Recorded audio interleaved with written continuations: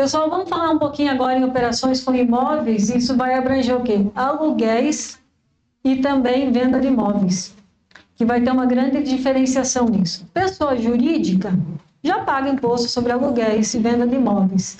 E pessoa física, como é que vai ficar nisso tudo? Eu vi algumas pessoas aqui, alguns clientes meus, que recebem aluguéis. E agora eu lembrei uma história. Esses dias atrás eu recebi uma pessoa lá no escritório, que nem era minha cliente. Quem sabe agora vai ser, né? Porque ela está aqui na palestra. E ela chegou lá, sentou na minha mesa e disse: estou apavorada. O que vai ser agora dos aluguéis? Eu falei: mas você recebe muito? Ela não quis me dizer o valor. Ela falou: bastantinho. Aí eu falei: mas você paga imposto de renda sobre esses aluguéis? Não. Eu falei: você sonega todo? Sonego. Eu falei: a escolha agora é o seguinte: vai continuar sonegando ou não? Você quer continuar sonegando? Sim. Então, o nosso papo acabou aqui. Você não... Quer dizer, não é porque agora vai ter IBS, CBS que vai mudar isso. Você sempre teve que pagar imposto sobre aluguéis, imposto de renda. Se você já sonegava lá atrás, é uma opção, correr o risco. Depende do seu apetite para risco daí. Vamos lá, então. A reforma vai separar quem domina de quem só observa. Acho que isso nós já falamos em todas as palestras, que o conhecimento é tudo, né? Se eu não quero fazer nada, ok, é uma opção minha, mas eu tenho que conhecer o que eu estou deixando de fazer. Eu tenho que conhecer o risco que eu estou correndo. Vamos falar um pouquinho, então, de aluguéis na pessoa física. E eu tenho certeza que muita gente vai respirar aliviado agora. Quando eu serei contribuinte de IBS e CBS de aluguéis? Quando eu terei que pagar? Porque imposto de renda, pessoa física, você vai ter que pagar de qualquer forma, aluguéis. Isso não mudou. Já pagava e continuará pagando. O que está acrescentando é CBS e IBS. Quando eu vou ter que pagar? Eu sou uma pessoa física, quando eu terei que pagar CBS e IBS? Quando eu falo aluguéis, entenda-se arrendamento também, né? Quando eu alugo mais de 3 imóveis, eu tenho mais de 3 imóveis, eu tenho 10 imóveis, mas eu estou alugando apenas 2. Entrei na regra? Não. É quando eu alugo mais de 3 imóveis, não interessa quantos imóveis eu tenho que estar alugando mais 4 ou mais. 3 ainda não é mais de 3. Então, eu alugo mais de 3 imóveis.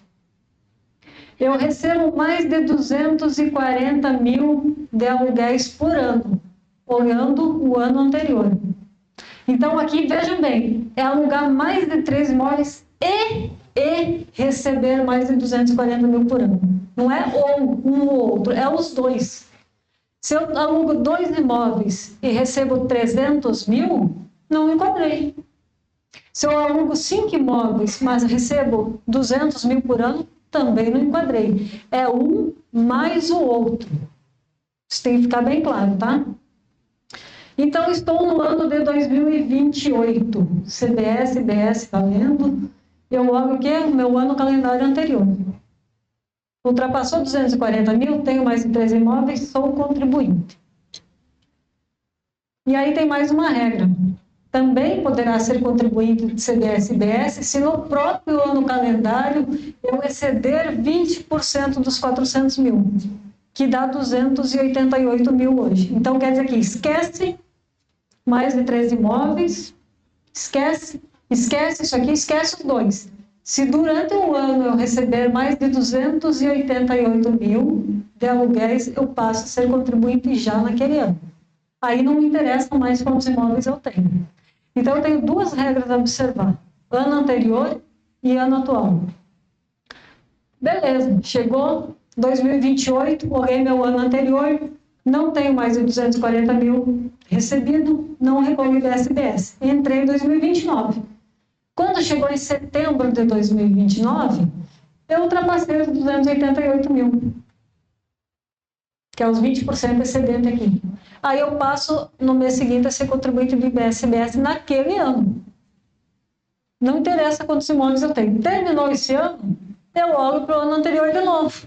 Eu não tenho mais de 3 imóveis, mas eu tive um aluguel recebido de 300 mil, não vou ser contribuinte. Por quê? Porque eu não tenho 3 imóveis. Aí, naquele ano corrente, se eu ultrapassar 288, opa, cliquei errado, 288 eu passo a ser contribuinte. Então, são duas regras distintas que têm que ser observadas. Não é fácil, né? Contrato um escritório de contabilidade para auxiliar. A gente atende também pessoa física, não só jurídica. Como vai acontecer? Eu acho que nós já falamos sobre isso, eu vou pular, mas eu acho que faltou em todas as palestras que nós fizemos hoje uma informação. Todos esses cálculos que a gente apresentou hoje aqui é considerando o ano de 2033, quando estiver tudo vigente. Isso vai ser gradual. Então, numa consultoria especializada, a gente vai fazer o cálculo com o cliente de todos os anos, né? Nós estamos apresentando o final aqui. Mas, aqui, tanto para física e jurídica agora, que recebe aluguéis, eu tenho algumas reduções na alíquota. A minha alíquota tem redução de 70% sobre os 28%. Vejam só, aluguéis vai pagar menos que produtor rural. Produtor rural 11,20%, aluguéis 8,4%. Olha, o lobby deles está melhor que o dos produtores, hein? Conseguiram um valor mais baixo, uma alíquota mais baixa. O que eu posso abater da minha base de cálculo para calcular a IBS-CBS? Os 8,4%. Se eu tenho um prédio, eu fiz uma reforma, gastei com tinta, gastei com cimento, gastei com mão de obra, isso vai me dar crédito do IBS-CBS que eu vou abater no meu pagamento. Da mesma forma que uma empresa, que o produtor rural. Eu tenho mais um redutor social. Do aluguel que eu recebo, eu posso abater R$600 para pagar só sobre a diferença. Por que R$600? Porque o governo disse que é isso. Ele achou bonito esse número e disse, ó, pega a sua base e desconta R$600. Eu também posso abater o IPTU e o condomínio. Olha que governo bonzinho, hein? Quantos abatimentos, hein? Tem um detalhe para aluguéis de curta duração. Aluguéis de curta duração, Airbnb, locação de veraneio, ele não vai enquadrar na alíquota de 8,4%, tá? Esse vai enquadrar na alíquota de 11,20%, igualzinho o produtor rural. Então tem que ficar atento. Quem faz aluguéis com menos de 90 dias, que são considerados de curta duração, a alíquota é maior. Mas ele vai observar a mesma coisa, se for pessoa física. Tenho mais de 3 imóveis, ultrapassei 240 mil, se sim, ele passa a ser contribuinte, e aí ele vai pagar 11,2 em vez de 8,4. Existe um regime de transição de imóveis. Por quê? Você já pensou, se você alugou, você é o locador, e você alugou um imóvel há 3 anos atrás, quando nem se falava em reforma tributária, um contrato de 10 anos, e você não considerou que teria esse imposto? Seria uma baita sacanagem do governo, né? Então, o governo disse, eu vou ser bonzinho e vou fazer um regime de transição para você. Como vai funcionar isso na locação residencial? Eu sou locador, eu tenho um contrato firmado com prazo determinado e que foi assinado antes de 16 de janeiro de 2025. Eu tenho um contrato, eu aluguei um imóvel para uma pessoa e assinei o contrato antes de 16 de janeiro de 2025. Esse contrato está com firma reconhecida ou ele possui uma assinatura eletrônica, com data anterior a 16 de janeiro. Não vão querer burlar o governo, fazer assinatura eletrônica com certificado digital agora, botando a data do contrato lá de trás. Não vai funcionar, porque na assinatura eletrônica consta a data. Tenho que ter um comprovante que eu estou recebendo esse aluguel. Aí, se eu tiver todos esses requisitos aqui, eu vou ter uma vantagem no pagamento do IBS-CBS. E vai valer até quando essa vantagem? Até a data final do contrato ou até 31 de dezembro de 2028, o que acontecer primeiro. Então, se o meu contrato é residencial até 2030, a vantagem vai ser só até 31 de dezembro de 2028. Se meu contrato é residencial até 2027, eu vou ter essa vantagem só até 2027. Essa para locação residencial. E locação comercial, como vai funcionar? Tenho que ter um contrato com prazo determinado, também firmado antes de 16 de janeiro de 2025. Firma reconhecida, ou assinatura eletrônica, da mesma forma. O que muda é isso aqui. Eu tenho que levar esse contrato até 31 de dezembro deste ano no cartório de primeiro ofício e registrar ele. O que é registrar o contrato? Não é reconhecer firma da assinatura, é registrar o contrato no cartório de primeiro ofício. Até quando vale isso? Até o prazo do contrato, não tem teto. Então, se é contrato comercial e eu tenho ele para 10 anos, vai valer esse benefício até finalizar esse contrato.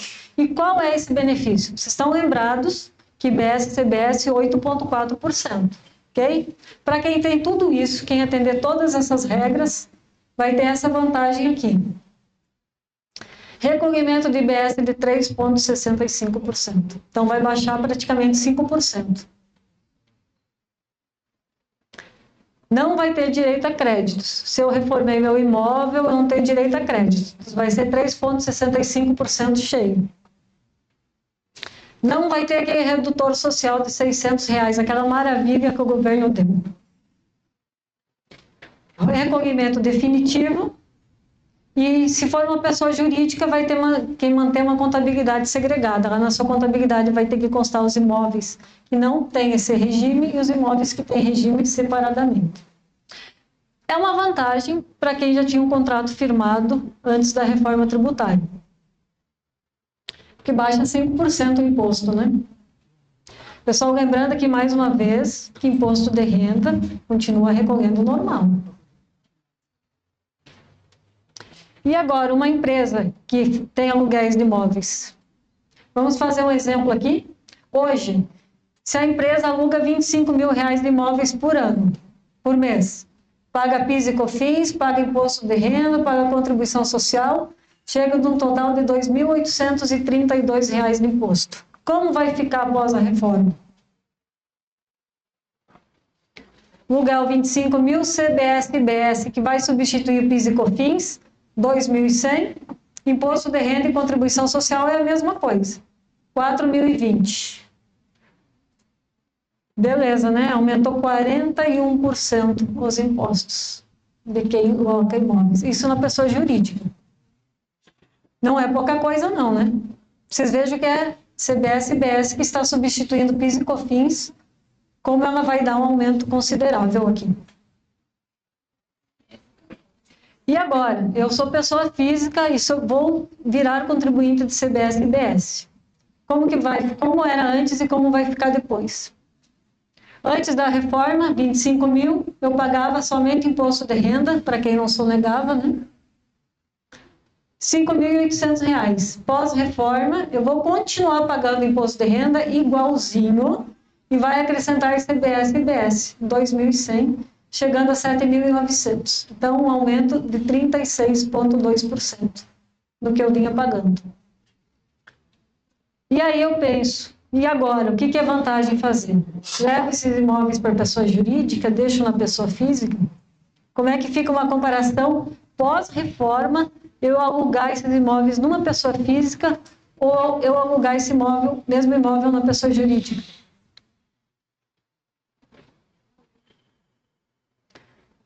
Jurídica, pós-reforma, 4.020. Física, pós-reforma, 7.900.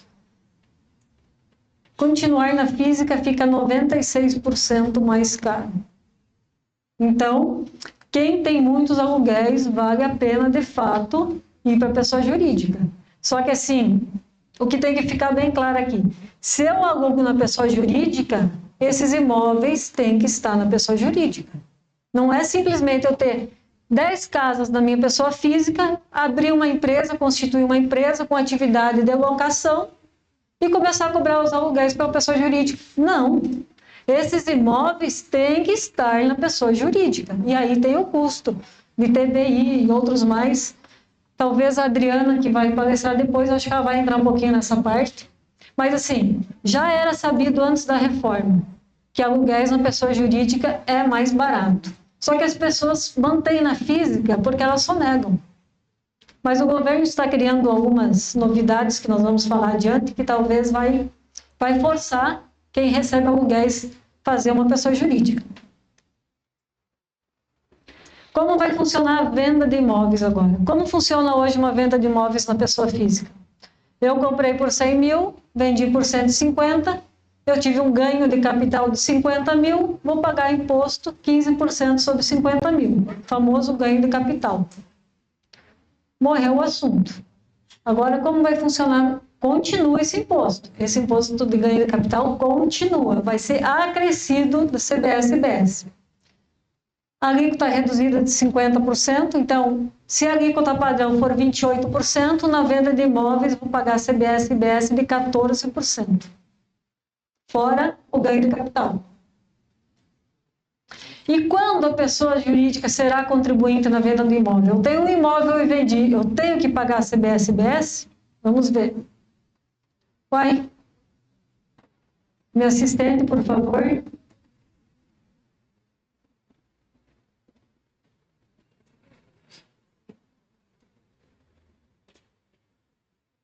Para dar um descanso para o palestrante.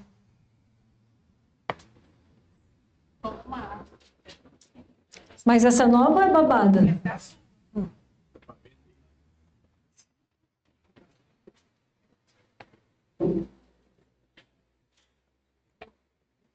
Quando mandam tomar água é porque a gente está falando muito rápido.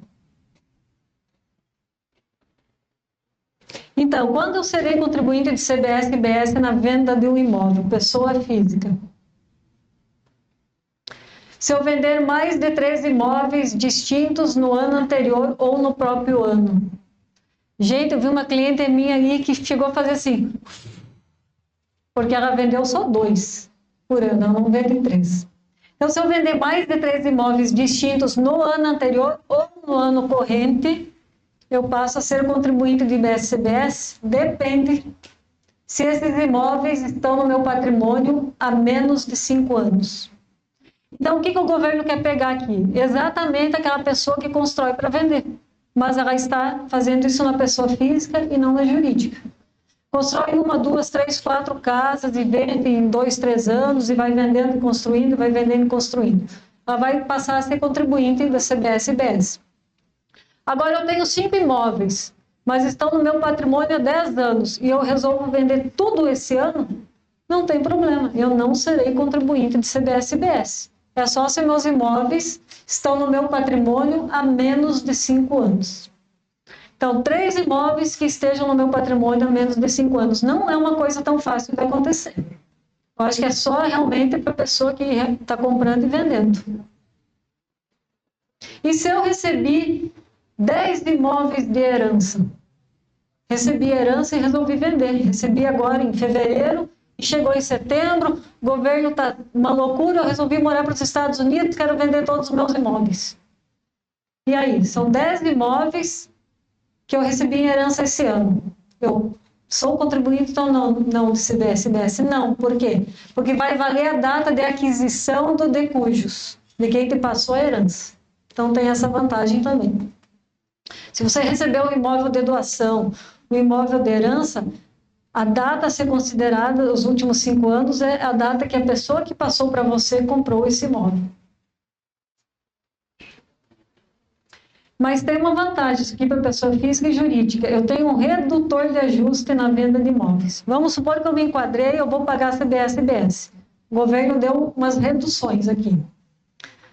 Bens imóveis próprios adquiridos até 31 de dezembro de 2026, eu vou poder diminuir da minha base de cálculo o valor da aquisição do imóvel ou o valor de referência. O que é o valor de referência? O governo vai ter uma tabela, quem vai pegar junto a cartórios, junto à prefeitura e vai montar uma base de dados de valores de referência de imóveis.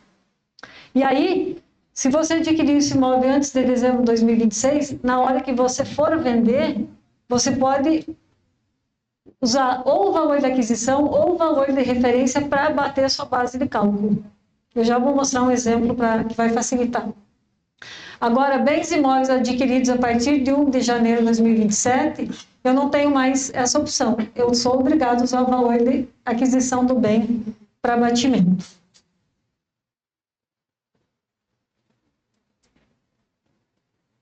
Além disso, eu tenho mais um redutor social para imóveis residenciais. O que é esse redutor social?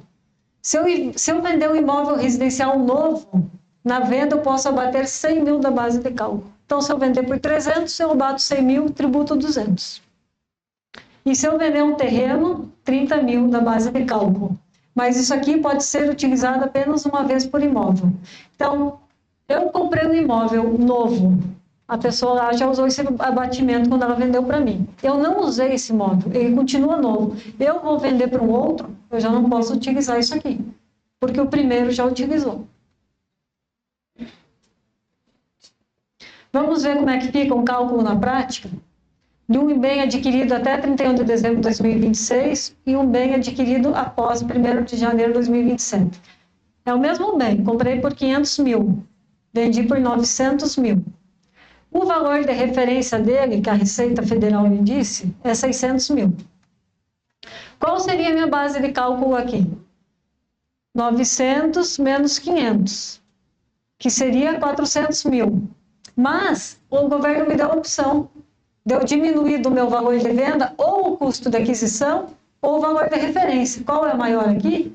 O valor da referência. Então, eu vou pegar 900 mil menos 600 e vou chegar numa base de 300 mil. Agora, se o bem foi adquirido depois de 2027, eu não tenho essa opção de usar esses 600 mil. Obrigatoriamente é o 900 menos o 500, vai dar 400 mil. Aí eu vou usar o redutor social, porque é uma casa residencial nova. Tributação, 28 mil, no caso de bens adquiridos até 31 de dezembro de 2026, e 42 mil bens adquiridos após janeiro de 2027. Isso aqui pode influenciar até numa decisão de uma holding, né? Se eu quero colocar bens na holding, talvez seja a hora de fazer isso, para se um dia eu vender, eu poder utilizar esse redutor, esse valor de referência como redutor.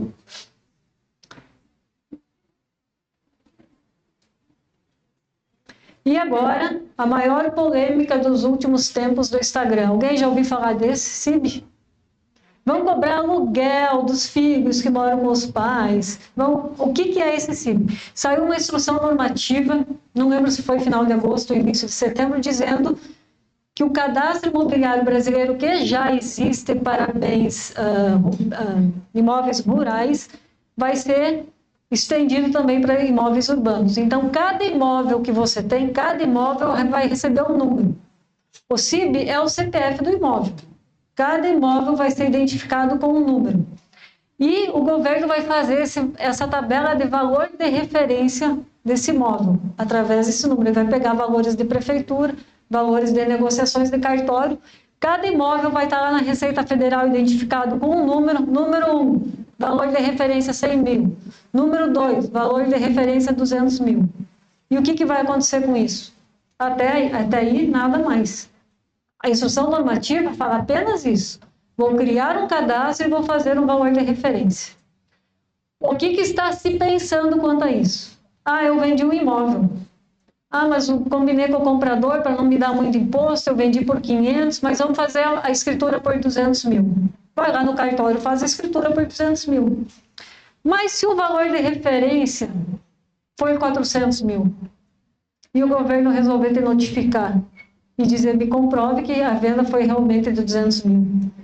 Se o governo resolver abrir sua conta bancária e ver, então, para alguma coisa, ele vai usar esse valor de referência. Outra coisa, eu tenho lá no meu imposto de renda 10 imóveis, tudo identificadinho, um campo lá com o CIB, todinhos. Aí o governo olha aquele imposto de renda e diz, poxa, tem 10 imóveis aqui e não tem um rendimento de aluguel declarado. Ele pode te notificar, te chamar para prestar esclarecimentos. Outra coisa que pode acontecer, você sabia que quem paga aluguel tem um campo lá na declaração de imposto de renda pessoa física para informar o pagamento? Ele não serve para nada, apenas para ser o dedo duro de quem está recebendo o aluguel, porque aí não abate imposto, nada. Tem um campo específico para isso. Você vai informar o CPF e o nome para quem você paga aluguel. Ninguém informa. Ninguém informa. Mas e agora com o CIB? Se lá na declaração de imposto de renda constar um campo que eu vou colocar o meu endereço, eu estou entregando minha declaração, coloco o meu endereço e o número do CIB. E a Receita Federal cruza esse número do CIB e diz, opa, esse imóvel não é dele, então ele está morando de aluguel. E você não declarou o pagamento do aluguel. E a Receita Federal te chama para prestar informações. Então, qual vai ser o futuro dos imóveis? Não sabemos, mas isso aqui certamente vai ser utilizado para fiscalização no futuro. Vocês entenderam a gravidade do negócio? Aqui eu já expliquei, né, o que é o CIB. Eu me adiantei. E já finalizando. Então, mudanças importantes. Novas regras afetam locações de imóveis para pessoas físicas e jurídicas, como vocês viram nos números. Contribuição e alíquotas. Tem que ter atenção aos valores e ao número de imóveis que você tem. Regime de transição, que é aqueles aluguéis de longa duração que você já tem contrato firmado, então você vai ter uma vantagem. E fazer comparações, e talvez seja a hora de levar isso tudo para uma pessoa jurídica. Contaud está aí para auxiliá-los nisso também, ajudar a fazer essas contas, ver o que é vantagem e o que não é. A reforma tributária vai mudar o jeito de fazer negócios. E é isso que vai acontecer, né? Quem sonegava vai ter que repensar, não por causa da CBS e BS, mas vai ter que repensar por causa desse CIB, que esse CIB que vai ser o problema todo. É isso, acabou, obrigado.